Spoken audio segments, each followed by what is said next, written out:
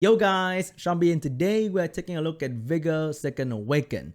I would never expect this unit to be seen or used in RTA, but today I spotted a guy who was using Vigor and he was winning in C3G1, which is quite good, and he was fighting against LD Nat 5 as well. Second Awakening for Vigor doesn't bring him way too much crazy goodness, but his skill 1 now scale with HP, previously didn't, and you get an extra harmful effect rate for his shred.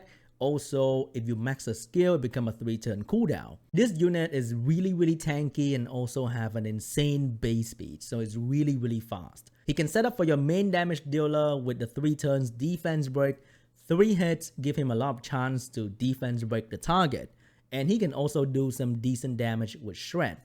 The healing and anti-crit, the speed buff is really good. The anti-crit is debatable. If you are using anti-crit against support unit, they will probably never crit. But if you're using anti-crit against real damage dealer with good crit rate or vert, they will still crit a lot. If you want me to look at more RTA replay to spot out very interesting team and give my take on that, let me know in the comment section down below, and also leave a like so I know that you want this kind of content where I go through the replay section trying to find out which one is interesting and worth talking about, and I'll bring that to you guys because I don't have every unit in the game and I don't have the runes to build all these kind of different teams. It's like Kenji SW but with commentary. Before we dive into the RTA battle, watching RTA replay is one of the easiest way to know how to really build your unit, what kind of speed tuning you should have, and to find out what kind of team comp you can use with your favorite unit. So he's using Wolyung as well, which is really insane. I don't really see Wolyung that much, and the fact that I'm watching right now, I love it. I love seeing Wolyung. Not a lot of people in the world take Wolyung seriously, except for Shazo, but he's using it in a cleave setting, and I will not do that. I need her for like a bruiser speed lead setting. So right here, with the healing, Vert is surviving just fine, and the defense break setup, he could do some solid damage as well. The Wolyung is gonna do a lot of damage on the enemy Vanessa, 9,000 per hit. So this Wolyung is on some sick damage build, I can see. And the violent build on Vigor allow him to continuously heal the Vert, a 3-turn cooldown heal with the speed and anti-crit. But the anti-crit didn't work there. Mina crit twice. Anti-crit is so bad, okay? I hate that buff. They need to buff that buff, or else it's not really that useful. But against support unit like Vanessa or maybe a Bastet, it will take the crit away almost all the time. But against real damage dealer like Mina or Samath, they will still crit quite often. For this one, we can see the Vigor against LD Nat 5 unit. You have double immunity and triple toxic LD Nat 5. But here, Vigor is gonna be healing up the team first, putting the anti-crit buff. We have 4 different buffs on the Vigor team. Is going to do some damage on the enemy Fermion. But as you can see right there, that is so stupid. He had 4 buffs and a shield, but somehow Artemiel stripped the immunity and land the stun. That's the brutal power of toxic LD Nat 5. So here comes the Fermion damage output. Look at that, it happened again. He stripped the immunity and land the stun. And that Artemiel is not even having a max chance to strip. So that Artemiel is going crazy. But from what I noticed, everything on Vigor's team is having crit damage build, not Ileana. I don't think so. So he's proccing violent, he's healing, keeping the team alive, and speed buff allow Vigor team or Umaru team to have enough speed to deal with the ragdoll attack bar gain, or else he'll be in a very bad disadvantage because the enemy team will have so much more attack buff. But the speed buff is kind of keeping Umaru team on par in terms of turn gain and attack bar gain. And also, the anti-crit is not really working against ragdoll. Okay, I still see ragdoll crit very often, but the constant pressure on front is really working out really well.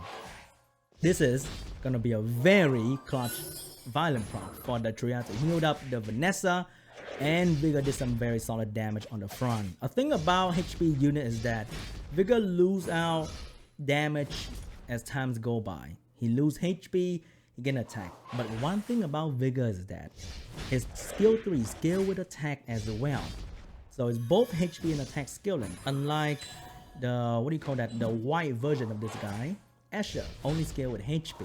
And right here, as you can see, 3 sort of semi-support unit. Vigor, I can see as a half support, half damage dealer, because he doesn't really do some massive damage. And they are controlling these 3 Nat5, LD Nat5 unit, one of the best, the most toxic Arta Ragdoll. So he's taking hit like a champ because he's a tanker. But he's also going down really soon. If you lose Vigor here, look at the Triana damage output. Oh, she shred that Artamir, and she saved Vigor as well. So as you can see right here, if you build and pick your team correctly, you are not going to be scared against LD Nat5. He chose to take down Fran first because Fran is the one that connects everything on the enemy team with immunity, healing, and protection.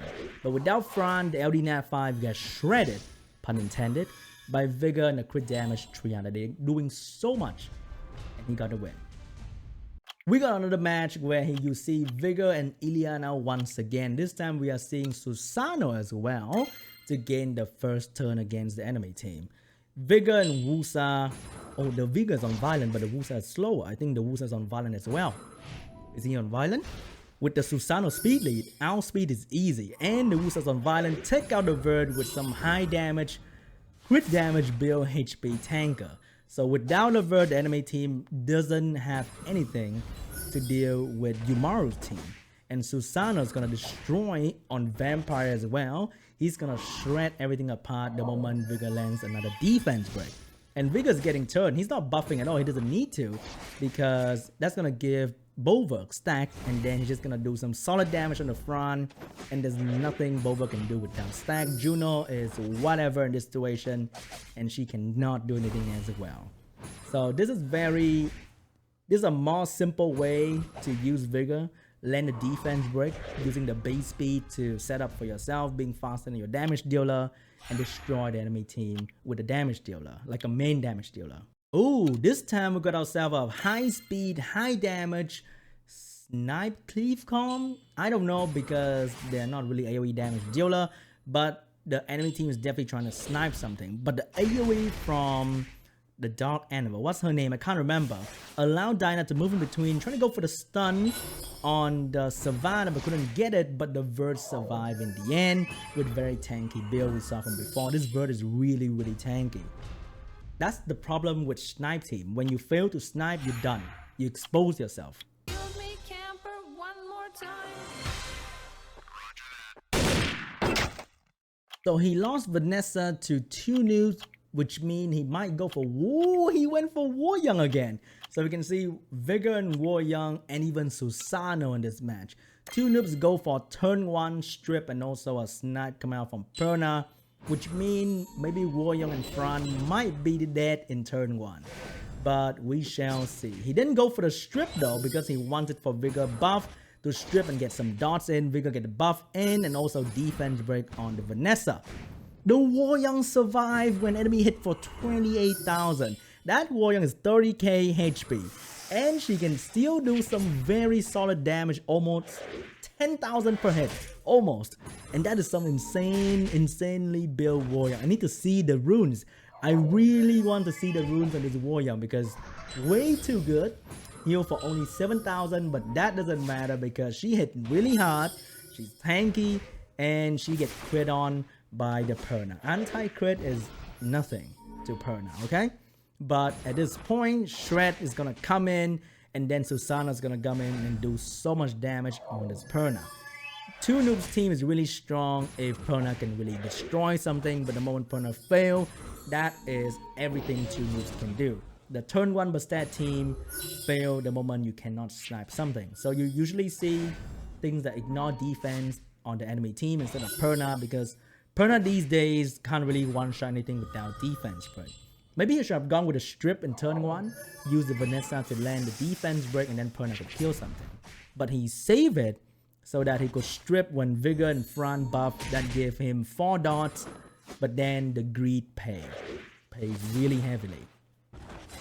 So we have anti-crit working against Vert and Diana.